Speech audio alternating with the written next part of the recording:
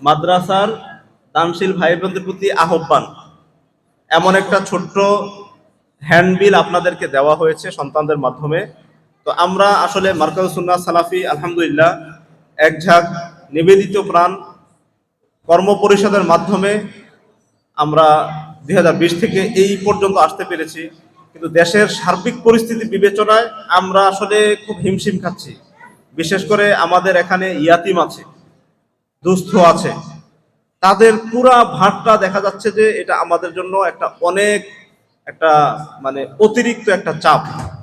এজন্য অভিভাবকদের মধ্যে যারা অর্থশালী আছেন বা আপনাদের পরিচিত যদি কোনো বন্ধুমহল থাকে, মাদ্রাসা চারতলার কাজটা আমরা ধরেছি সেই 23 সালের নভেম্বরে, 24 সালের নভেম্বর শেষে জানুয়ারি ফেব্রুয়ারি মার্চ, মোটামুটি 14-15 মাস ধরে কাজটা এখনো আমরা কমপ্লিট করতে পারি নাই। এজন্য আপনাদের যদি কোনো হিতাকাঙ্ক্ষী থাকে, দিনী ভাই থাকে, যারা বিশেষ করে মসজিদ মাদ্রাসার প্রতি আগ্রহী, দিনী শিক্ষার প্রতি আগ্রহী, এই দাওয়াতটা একটু তাদের কাছে পৌঁছে দিবেন। ইনশাআল্লাহ হয়তো আপনার একটা কথার মাধ্যমে ইনশাআল্লাহ কোরআন এবং সহিহ হাদিসের এই মার্কাজটার অসম্পূর্ণ কাজগুলো আমরা কমপ্লিট করতে পারবো। সেই সাথে আপনারা যাদেরকে আল্লাহ তৌফিক দিয়েছেন ইনশাআল্লাহ মাদ্রাসা খেয়াল রাখবেন। অনেকে যাকাত দেন, ইয়াতিম বিভাগটা আমাদের জন্য বড় একটা চ্যালেঞ্জ। যারা যাকাত দেন ইয়াতিম ছাত্রদেরকে অন্তত যাকাতের কিছু একটা অংশ আপনারা মাদ্রাসা দিবেন, আমরা আহ্বান রাখছি। যারা ফিতরা তো আমরা প্রত্যেকে দিই, তাই না? আমরা ফিতরা তো সবাই দিই। একটা বিষয় ছাত্ররা খেয়াল রাখবেন, ফিতরার বিষয়টা এটা মূলত গার্জিয়ানের কাজ, কিন্তু অনেক পরিবারে টাকা দিয়ে ফিতরা দেয়। কি দিয়ে? টাকা দিয়ে। কি দিয়ে ফিতরা দেয়? টাকা দিয়ে। ফিতরা অর্থই হলো খাদ্যদ্রব্য। ফাতারা ইফতার মানে খাবার গ্রহণ করা। ফতুর সকালের নাস্তা, ইফতার দিন শেষে সিয়াম শেষে খাবার গ্রহণ করা। ফতুর বা ইফতার অর্থই হলো ফিতরা, অর্থ হলো খাবার, খাদ্যদ্রব্য। আর রাসূলুল্লাহ সাল্লাল্লাহু আলাইহি ওয়াসাল্লামের যুগে স্বর্ণের টাকা দিনার ছিল, রূপার কয়েন, রূপার টাকা দিরহাম ছিল। তার সময় আমরা যেমন কয়েন আছে, টাকা আছে, আল্লাহ রাসূল সাল্লাল্লাহু আলাইহি ওয়াসাল্লামের সময় স্বর্ণের টাকা, স্বর্ণ মুদ্রা, রৌপ্য মুদ্রা ছিল। কিন্তু তিনি তার 23 বছরের নবুয়তি জীবনে কখনো তিনি টাকা দিয়ে ফিতরা দেন নাই, স্বর্ণ মুদ্রা, রৌপ্য মুদ্রা দিয়ে কখনো তিনি ফিতরা আদায় করেন নাই।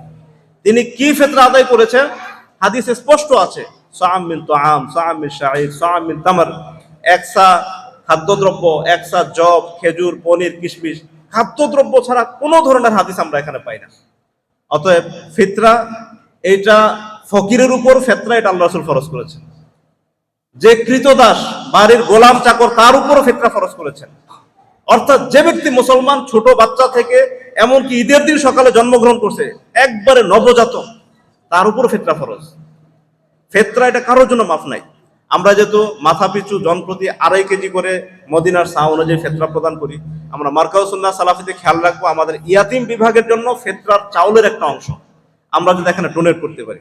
অন্য জায়গায় আমরা যা দেই, মার্কাজুস সুন্নাহ সালাফিতে চেষ্টা করবো আমার পরিবারের একজনের ফিতরার চাউল আমি মাদ্রাসায় পাঠাবো। যাকাতের একটা অংশ মাদ্রাসার ইয়াতিম বিভাগে আমরা দিব। এভাবে যদি আমরা সবাই একটু এগিয়ে আসতে পারি, ইয়াতিম বিভাগের বিশেষ করে প্রতি মাসে দুস্থ ইয়াতিমদের বাবদ প্রায় আমাদের 60-70 হাজার টাকা বা আরো কম বেশি আমাদের খরচ হয়। তো সবাই যদি আমরা একটু খেয়াল রাখি, অবশ্যই এটা আমাদের জন্য একটু সহজ হয়। সেই সাথে সামনে কুরবানি আসতেছে, কুরবানিতেও আমরা গোশত কিছু কিছু দান করি, আমরা আল্লাহ সন্তুষ্টির জন্য খরচ করি।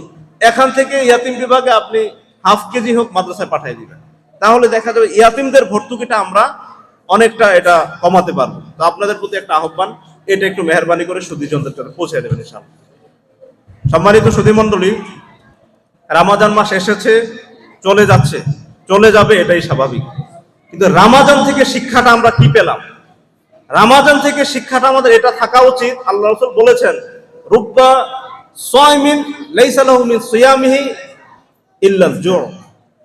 এমন অনেক সায়েম আছে সারাদিন না খেয়ে থাকে, কিন্তু দুষ্টামি, মিথ্যা কথা, অন্যায় আচার আচরণ থেকে সে কখনো দূরে থাকতে পারে না।